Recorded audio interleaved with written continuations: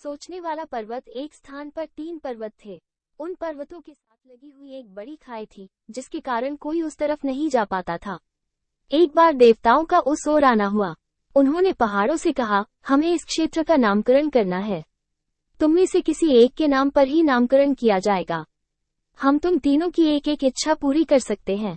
1 वर्ष बाद जिस पर्वत का सर्वाधिक विकास होगा, उसी के नाम पर इस क्षेत्र का नामकरण किया जाएगा।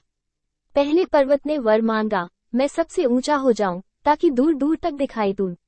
दूसरे ने कहा, मुझे प्राकृतिक संपदाओं से भरकर घना और हरा भरा कर दो। तीसरे पर्वत ने वर मांगा, मेरी ऊंचाई कम कर इसे खाई को समतल बना दो, ताकि यह संपूर्ण क्षेत्र उपजाऊ हो जाए।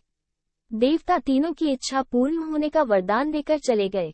जब 1 वर्ष बाद देवता उस क्षेत्र में एक बार फिर पहुंचे तो उन्होंने देखा कि पहला पर्वत बहुत ऊंचा हो गया था, किंतु वहां कोई नहीं जा पाता था। दूसरा पर्वत इतना अधिक घना व हरा भरा हो गया था कि उसके भीतर सूर्य की रोशनी तक नहीं पहुंच पाती थी, इसलिए कोई उसके भीतर जाने का साहस ही नहीं कर पाता था।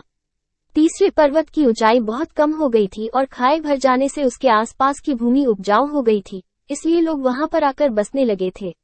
देवताओं ने उस क्षेत्र का नाम तीसरे पर्वत के नाम पर रखा। कथासार यह है कि हर किसी की निगाह में आने की इच्छा और शबे ऊंचा होना अहंकार का प्रतीक है। प्राकृतिक संपदाओं से भरा होने के बावजूद किसी के काम न आना स्वार्थी वृत्ति को दर्शाता है। अपने गुणों व धन का समाज विकास हेतु उपयोग करने वाला ही वास्तव में सम्मान का अधिकारी होता है।